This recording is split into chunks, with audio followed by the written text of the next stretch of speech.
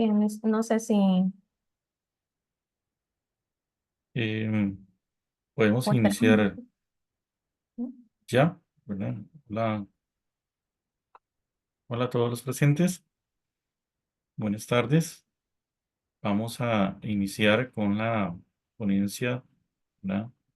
Y pues bueno, de parte de la Escuela de Matemáticas es un placer contar con su participación en esta ponencia titulada Enseñanza de las funciones seno y coseno, un enfoque desde la teoría de registros de representación semiótica, a cargo de la compañera máster Ana Celeste Castro Benítez. Y pues antes de iniciar, voy a mencionar la formación que tiene nuestra compañera. Ella es profesora de hondureña, bachiller en Ciencias y Letras y Computación del Instituto Primero de Mayo de 1954, licenciada en Matemáticas de la Universidad Nacional Autónoma de Honduras y máster en Matemática Educativa de la Universidad Pedagógica Nacional Francisco Morazán. Actualmente labora como docente del Departamento de Matemática de la Universidad Nacional Autónoma de Honduras en el Valle de Sula. Y pues bueno, para nosotros es un agrado tenerla acá y este, le agradecemos pues la presentación que nos vaya a brindar. Entonces, Sí, bien. mucho gusto y muchos éxitos. Muchas gracias. Ok, buenas tardes a todos. Muchas gracias por estar presentes y también a los que posteriormente pues escucharán esta grabación y no han podido estar presentes en este momento. Yo voy a hablar acerca de una investigación que realicé para optar al grado de máster en matemática educativa y la investigación se titula de esta manera: Enseñanza de las funciones seno y coseno, un enfoque desde la teoría de registros de representación semiótica. Para entender cuál era la pregunta que intentaba responder esta investigación, voy a realizar una breve introducción a la teoría de registros de representación semiótica. He tratado de ser bastante concisa, recoger las ideas fundamentales de esta teoría, eh, que también puede ser un poco densa. Esta teoría fue desarrollada, ¿verdad?, por el filósofo Raymond Duval, y Duval comenzó por preguntarse si para el aprendizaje de cualquier disciplina, ¿verdad?, influían los mismos factores. Si el aprendizaje de las matemáticas requiere un funcionamiento cognitivo específico que lo hace diferenciarse de otras disciplinas, y si es así, ¿qué es lo que hace que se diferencie de otras disciplinas?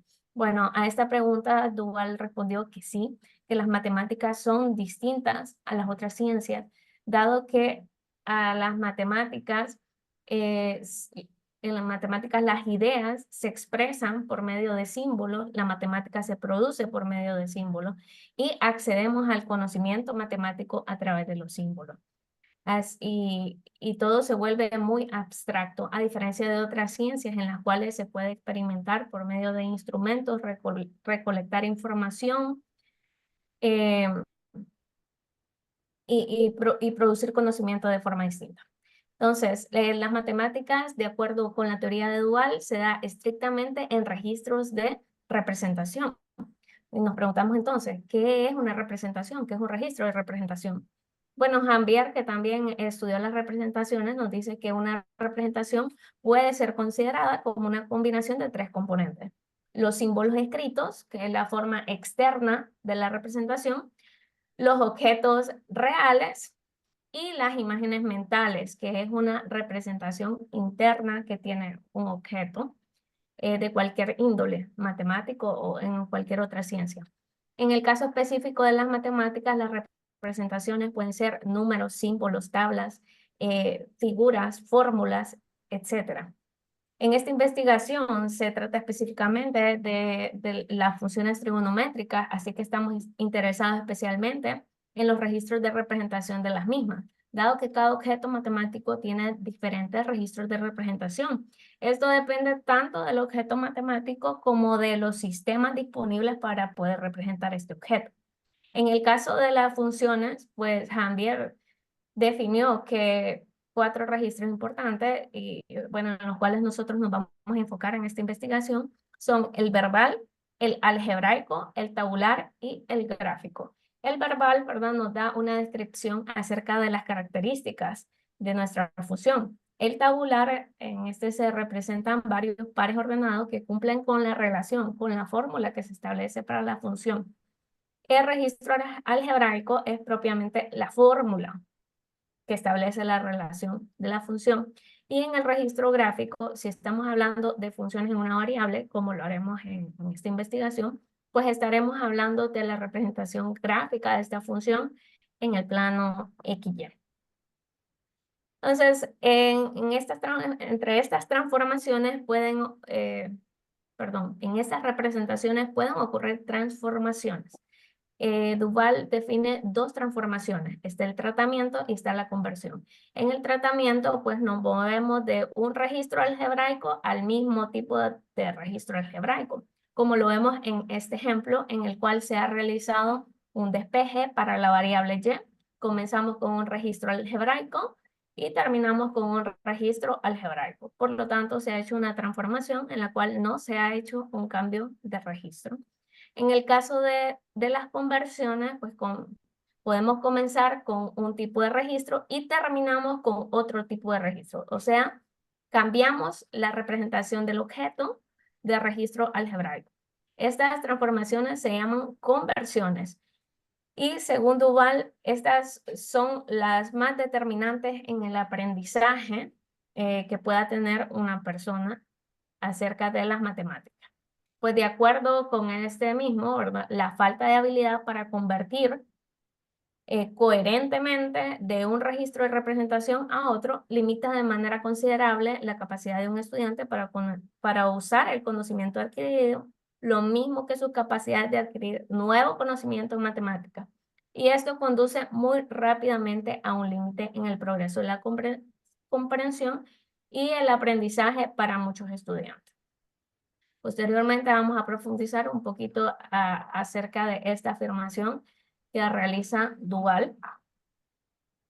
Y pues si las conversiones entre registros son muy importantes y también las funciones trigonométricas son muy importantes, pues se planteó la siguiente pregunta: ¿cómo se puede construir una secuencia didáctica para enseñar las funciones trigonométricas de la forma y igual a seno de bx más c más d y y igual a A por el coseno de bx más c más d, con base a los registros de representación semiótica y que mejore la habilidad de los estudiantes para poder convertir entre los diferentes registros de representación que tienen estas funciones?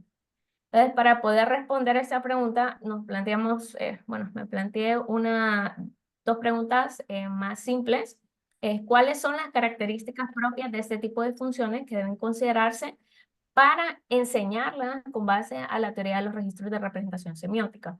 Y 2, si existe alguna diferencia entre la habilidad para convertir registros de representación de funciones de esta forma entre un grupo de estudiantes al cual se le aplique esta secuencia que se va a diseñar y un grupo de estudiantes en el cual no se aplique esta secuencia. Esta investigación tiene esencialmente 3 fases. Primero, el diseño de la secuencia didáctica, que es una serie de actividades que se proponen de manera secuencial a los estudiantes, en los cuales de manera intencional se les somete a actividades que se considera pueden permitir mejorar la habilidad que tienen para convertir registros de representación de este tipo de funciones de un registro a otro. Entonces tenemos el diseño de la secuencia didáctica, luego la aplicación de la secuencia didáctica a un grupo y luego tenemos el análisis de los resultados de la aplicación, donde nos planteamos una serie de hipótesis. Entonces, para la primera fase, que es el diseño de la secuencia didáctica, se consideran la teoría de los registros de representación semiótica para colocar ejercicios intencionales donde los estudiantes tengan que realizar conversiones entre registros de las funciones estudiadas. también aspectos de tipo disciplinar, o sea, qué cosas tenemos que saber acerca de las funciones para poder realizar las conversiones que queremos que realice el estudiante. También la interacción entre el estudiante, el material que se va a realizar para la secuencia y el docente, y que también este material que se va a realizar pues sea potencialmente significativo para los estudiantes, que les permita realmente un aprendizaje. Vamos a comenzar con las consideraciones acerca de los registros de representación semiótica. Aquí tenemos una tabla de conversiones que fue propuesta por Jambier en el año 87. Tenemos las distintas conversiones que se pueden realizar entre los distintos registros de representación de una función. Como podemos ver, son muchos, propone alrededor de 15. En esta investigación no nos concentramos en todos. Perdón, aquí. En esta investigación nos concentramos en la habilidad de convertir de registro verbal a fórmula, de tipo fórmula a registro verbal, de verbal a gráfico, de gráfico a verbal, de gráfico a tipo fórmula, de tipo fórmula a tabular y de tabular a registro gráfico. Esas son las conversiones que se manejaron en la investigación. Y bueno, reforzando por qué es importante estas conversiones y los registros de representación. Bueno, los registros de representación tienen dos características principales que nos hacen plantearnos más preguntas. Lo primero es que dos representaciones son diferentes y sus contenidos son de naturaleza diferente, aunque representen el mismo objeto, ¿verdad? Por ejemplo, una fórmula con una gráfica, lo cual nos hace plantearnos si la representación específica de un objeto matemático es suficiente para abstraer todas las propiedades que tiene ese objeto y cómo se puede reconocer el mismo objeto y todas sus características de sus diferentes representaciones. Y aquí es cuando tenemos que tomar consideraciones en el aspecto disciplinar de las funciones trigonométricas para ver qué es lo que tenemos que enseñar al estudiante para que pueda pasar de un registro a otro registro. Segundo, dos representaciones diferentes de un objeto matemático dependen de la cantidad de sistemas semióticos disponibles para representar el objeto, lo cual lleva a las preguntas si la cantidad de representaciones que maneja un individuo sobre un objeto es importante para la comprensión del objeto y si es posible pasar de un objeto de una representación con la que se está familiarizado a otra que se está recién aprendiendo sin realizar un cambio conceptual en el objeto. Duval responde a algunas de estas preguntas y también muchos investigadores han llegado a la conclusión de que si bien no es el único factor que influye en el aprendizaje de un objeto matemático o la comprensión de un objeto matemático, sí es muy importante que los estudiantes manejen diferentes registros de representación, puesto que de cada registro se pueden extraer propiedades diferentes. De repente, en algún problema, lo que podemos visualizar gráficamente no es posible visualizarlo a través de una fórmula. Y esto nos permite un espectro más alto, más grande, perdón, para poder resolver problemas. Bien, eso en cuanto a la teoría de registros de representación semiótica. Luego, en cuanto a los aspectos disciplinares que se tomaron en cuenta en las funciones trigonométricas y que se consideraron importantes para que los estudiantes puedan establecer las conexiones entre los registros y la coordinación entre los mismos, fueron lo primero, establecer desde qué enfoque se iban a ver las funciones trigonométricas. Las funciones trigonométricas son un objeto muy complejo debido a que se estudian como razones entre los lados de un triángulo rectángulo, se estudian desde el enfoque de la geometría analítica como funciones trigonométricas de ángulo general y también se estudian como funciones reales y también se pueden ver de otra forma, ¿verdad? Como longitudes de cuerda en el círculo, pero vamos a hablar de estos tres para decir que esta investigación se enfoca en el estudio de las funciones trigonométricas como funciones reales, aunque no deja de considerar que el estudiante atraviesa esta transición desde la geometría plana hasta geometría analítica y luego funciones reales. Bien, luego, pues también de tipo disciplinar, se consideró la importancia de la articulación entre la trigonometría vista como una función de ángulo general y como una función de números reales, ¿verdad? Debido a que a lo largo de la investigación en el estado del arte se encontró que había mucha confusión, muchos conflictos cognitivos que presentaban los estudiantes con respecto al radián, a los ángulos generales y a los ángulos geométricos, sobre todo cuando graficaban, no tenían mucha claridad acerca de si colocar, por ejemplo, en la escala del eje X, 45 grados, 90 grados, 180 grados, algunos graficaban así, algunos con múltiplos de pi, y muy pocos usando números reales. Así que al momento de estudiar la función como número real, como una función de números reales, pues existe mucha confusión. Y el radián es el elemento articulador que nos ayuda a pasar de esta geometría analítica a la geometría real, y tenemos que familiarizar al estudiante con el radián. Se ha encontrado también en las investigaciones que el tipo de escala que tradicionalmente se ha utilizado para graficar funciones trigonométricas, que es utilizar múltiplos de pi en el eje X y utilizar pues una relación de escala distinta en el eje X y en el eje Y, genera muchas confusiones en los estudiantes, pues no terminan de comprender del todo porque los otros tipos de funciones reales que ven se escalan normal de uno en uno y no utilizando múltiplos así del pi, y por qué con las funciones trigonométricas tiene que ser diferente. Así que en esta investigación se ha sugerido pues utilizar una escala de 1 en 1 y utilizar aproximaciones numéricas para el número pi. Bien, ¿qué características deben ser consideradas de las funciones trigonométricas? Bueno, sus periodos, su concavidad, su amplitud, su desplazamiento de fase, su desplazamiento vertical. Y aquí introducimos pues un eje de referencia horizontal y vertical para facilitar el reconocimiento del desplazamiento horizontal y vertical de las gráficas de las funciones.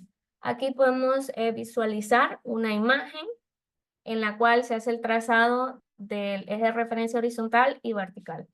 Que ¿verdad? Hay una forma de cómo calcularlo y enseñarlo que se sugiere en la investigación. Y básicamente nos ayuda a identificar dónde comienza un ciclo de nuestra función. Y por decirlo de manera informal, parte a la mitad, si lo voy a dar de manera vertical, la gráfica de la función. Bien, también se consideró GeoGebra.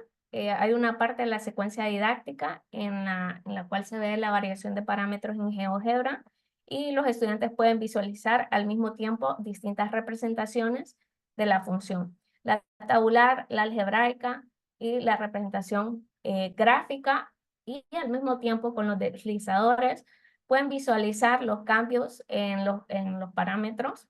En este caso específico de la imagen es con respecto al parámetro A. Si se varía un parámetro A, se quiere ver qué sucede con la gráfica, por ejemplo. Esta no es en específico de una función trigonométrica, pero en la secuencia sí se diseñó para las funciones trigonométricas. Bien, y para el diseño del material, para que sea potencialmente significativo, pues se tomaron las ideas de Ausubel, que nos dice que el aprendizaje significativo se da de la interacción entre el material potencialmente significativo, ordenado y jerárquicamente estructurado para el alumno, y la disposición subjetiva, la experiencia anterior, la disposición afectiva, la motivacional, los conceptos integradores, los significados. Esa interacción, nos dice, produce el aprendizaje significativo en los estudiantes.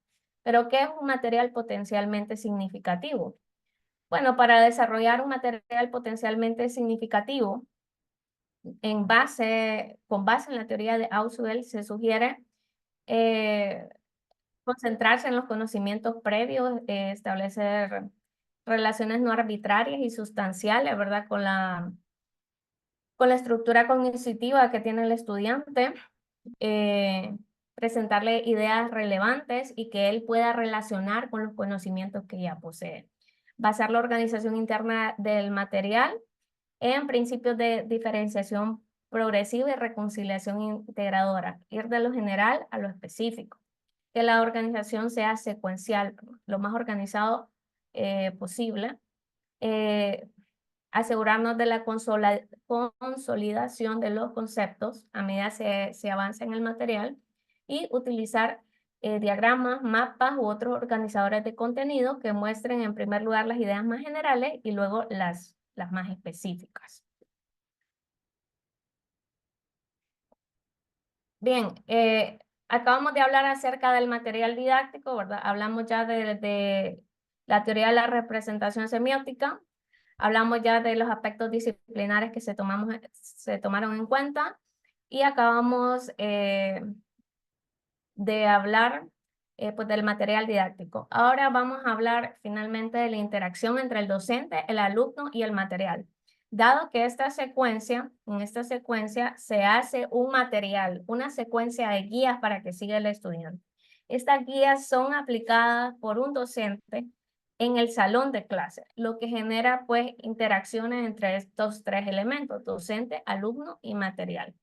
De acuerdo a Chong, nos dice que aprender por medio de la instrucción implica una interacción entre los aprendizajes y los contextos.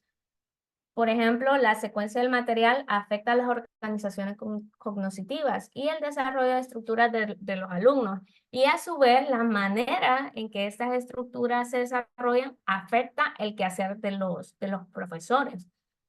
Así que la teoría de las situaciones didácticas es una teoría que viene siendo un recurso que ayuda a entender las acciones de los docentes y los estudiantes, las interacciones que se dan con el ambiente y todos los medios de aprendizaje. Brossiu nos desarrolla esta teoría y propone 4 tipos de situaciones: situaciones de acción, de formulación, de validación, institucionalización. Acción, ¿verdad? Son todas las acciones que toma el estudiante para aprender. Formulación es cuando el estudiante comienza a hacerse preguntas. Puede ser que él con sus pares tenga algunos debates, haga formulaciones, conjeturas. Y las situaciones de validación, él puede buscar una validación por parte de su par, por parte de sus profesores, buscar una justificación a lo que ellos están diciendo. Y las situaciones de institucionalización son las últimas en introducirse y estas tienen que ver con el conocimiento y el saber. Es cuando realmente se afianza un conocimiento para garantizar de que sea un saber, o sea, algo que esté institucionalmente reconocido. Por ejemplo, en nuestro caso, por la comunidad matemática, que sea lo que se encuentra en los libros de texto, que sea lo que se ha demostrado que es correcto. Entonces, de acuerdo a la teoría de las situaciones didácticas, el estudiante, ¿verdad? O cualquier persona que desea aprender algo, necesita pasar por estos 4 tipos de situaciones y hacerlas interactuar para poder establecer un conocimiento. Entonces, nos basamos en esta teoría para dar sugerencias acerca de el ambiente y las interacciones que debe de tener el docente con el estudiante y con el material mientras se está aplicando la secuencia. Bien, con estas teorías se desarrolló la secuencia didáctica, la cual consiste en 6 sesiones, en las cuales está explicado el material que se ocupa, las sugerencias que se dan para la interacción entre los distintos elementos, y contiene ejercicios que fuerzan al estudiante a realizar conversiones entre los distintos registros de representación de la función. Una vez que se diseñó la secuencia, pues se realizó un cuasi experimento en el cual se tenía un grupo experimental y un grupo de control. Al grupo experimental se le aplicó la secuencia didáctica y al otro grupo solamente se observó. Ellos aprendieron con otra metodología de enseñanza. Se aplicó un instrumento de medición a ambos grupos y se obtuvieron valores numéricos para una variable definida como habilidad para la coordinación de registros, donde cada una de las dimensiones son los distintos tipos de conversión anteriormente mencionados. Por lo tanto, esta es una investigación de tipo cuantitativo.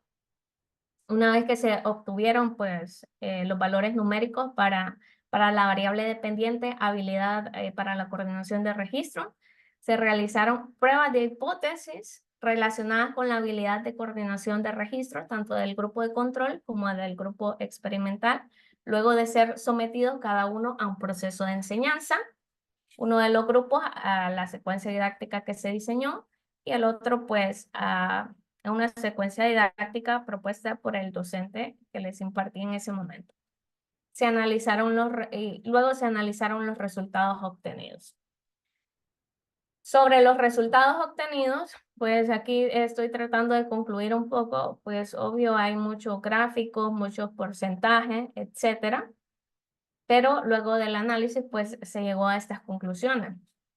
Para la enseñanza de este tipo de funciones trigonométricas desde sus distintos registros de representación, es determinante estudiar sus características, como sea el periodo, la amplitud, sus máximos, sus mínimos, el efecto de ser función par, de ser función impar sobre sus gráficas, el estudio de la concavidad, el desplazamiento de fase, el desplazamiento vertical, la forma que debe tener un ciclo completo de las funciones, reconocer las características que están relacionadas con los parámetros A, B, C y D desde los diferentes registros y también es útil pues dibujar los ejes de simetría de los cuales hablábamos anteriormente.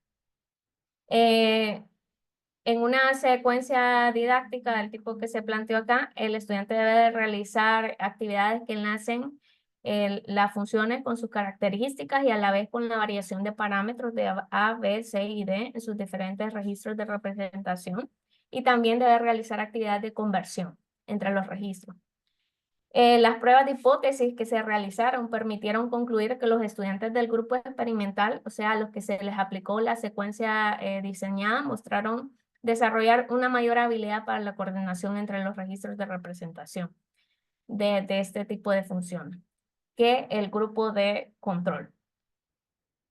Y el análisis descriptivo de los datos permite concluir que la habilidad para convertir las funciones de la forma que se estudiaron aquí, de su registro verbal a tipo fórmula y viceversa, fue similar en ambos grupos. Sin embargo, todos los demás registros, todas las demás conversiones de registros, el grupo experimental superó al grupo de control. Y pese a que en esta investigación se obtuvieron resultados positivos, se considera que el porcentaje de estudiantes que lograron realizar las conversiones completamente correctas es bajo. Los máximos porcentajes de conversiones completamente correctos fueron entre el 40% y 34.3%.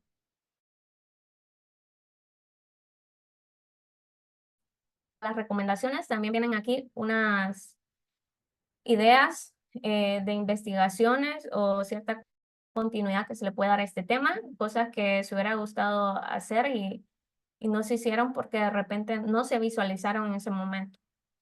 En el análisis descriptivo de los datos se sugiere que ambos grupos, ¿verdad? El de control y experimental, les fue muy difícil coordinar los registros de funciones de las formas que se estudiaron, por lo que en futuras investigaciones se recomienda indagar el motivo de este comportamiento.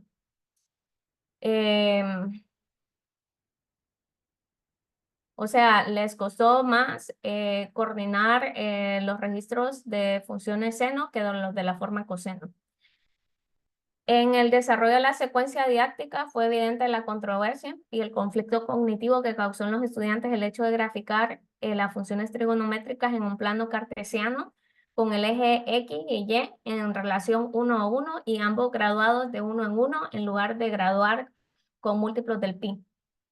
O sea, el contraste que tuvieron ellos fue fuerte. Muchos no lo aceptaban ni siquiera como correcto, ¿verdad? Consideraban que únicamente se pueden graficar estas funciones con múltiplos de pi. Los errores cometidos por los estudiantes en las conversiones de los diferentes registros de representación son muy difíciles de interpretar sin realizar una entrevista a los mismos. Lastimosamente, esta investigación fue planteada de forma cuantitativa y al momento en que se estaban procesando los datos, ya no se podía establecer contacto con los estudiantes para realizarles una entrevista que luego fuese analizada de forma cualitativa para saber por qué el tipo de respuesta que ellos ponían en los tests. Así que se sugiere que si alguien quiere investigarlo de esta forma, este tema, sería muy positivo. Se considera positivo también adaptar esta secuencia para otras funciones importantes en matemática, como ser la función lineal, cuadrática o exponencial, entre otras. Bueno, muchas gracias por haberme escuchado. Traté de ser concisa, perdón si iba demasiado rápido. Muchas gracias, Ana Castro, por su presentación y entonces vamos a abrir un espacio para preguntas o consultas que tengan los participantes. Y por favor, los participantes, si tienen a bien realizar una pregunta, pueden realizarlo por medio del chat.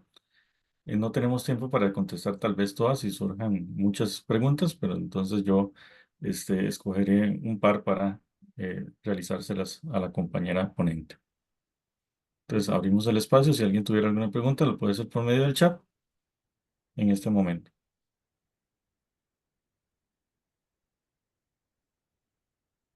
Entonces, esperemos si alguien tiene alguna pregunta.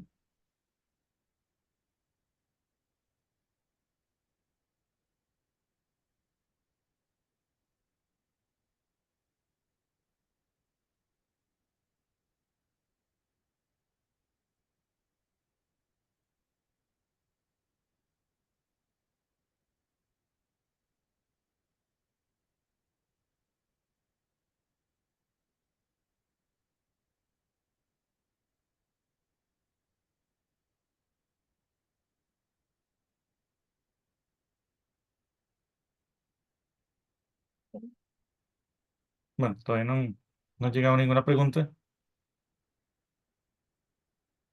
Mm,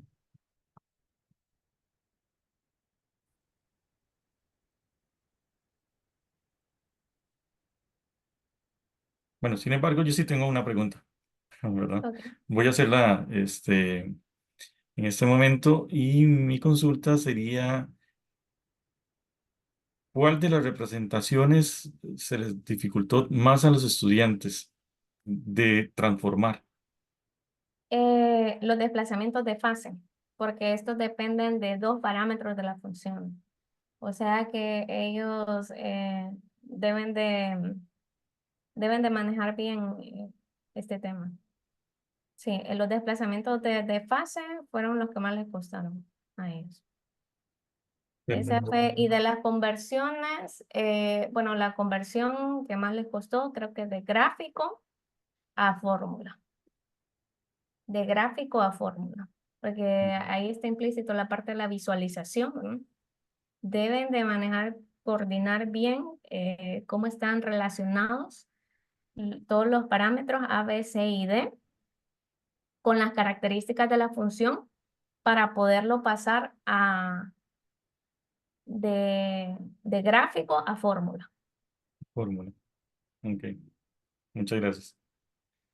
Bueno, parece, vamos a ver, tenemos aquí una pregunta.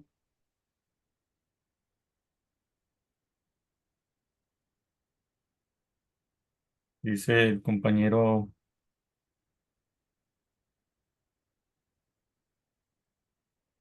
dos preguntas. ¿Ha compartido esta investigación a otros encuentros, congresos? Primera vez que la comparto. Primera vez que la comparto. Bien.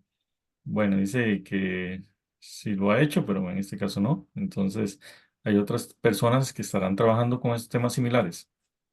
si conoces. Eh, bueno, aquí en Honduras, cuando yo realicé esta investigación, había alguien que había trabajado algo, no idénticamente igual, pero sí relacionado con esta teoría, con la teoría de registros de representación. Pues hay muchos enfoques. Ujú. Hay análisis ontosemióticos, si mal no recuerdo así se llama, eh, relacionados con esta teoría. Pero realmente así, tratando de darle un valor numérico a la habilidad de conversión de registros, no encontré otra investigación similar. No sé si alguien había trabajado así cuantitativamente. Sí encontré investigaciones donde se le daba cierto análisis a los errores de los estudiantes, pero sin algunos lo sometían a entrevista y otros no. Así que también una tipificación de errores con una consulta a los estudiantes, ¿por qué escriben esa respuesta? Sería muy interesante, ¿no? Ok. Bueno, muchas gracias. A ver si me permites dejar de compartir. Ok, sí. Bueno, entonces, le agradecemos mucho su participación y su eh, ayuda en este congreso, ¿verdad? Que es muy importante para nosotros. Y pues bueno, de parte de nosotros le extendemos el siguiente certificado, el cual dice lo siguiente: en la Escuela de Matemáticas, el tercer encuentro internacional de matemática universitaria y su didáctica, tercer EMUD, confiere el presente certificado de ponente a Ana Celeste Castro Benítez, con la ponencia titulada Enseñanza de las funciones seno y coseno, un enfoque desde la teoría de registros de representación semiótica. Encuentro realizado los días 1, 2 y 3 de febrero del año 2024 en la modalidad virtual. Entonces, se lo haremos llegar a su correo de forma digital para que así obtenga el certificado. Y de nuevo, muchas gracias por compartir su investigación, y es muy valioso para nosotros y llenarnos un poquito sobre el conocimiento que haya adquirido en esta investigación. Muchas gracias. Muchísimas gracias. Bueno, a todos los demás el- los invito a que continúen con las demás ponencias que tenemos más adelante. Muchas gracias y buenas tardes.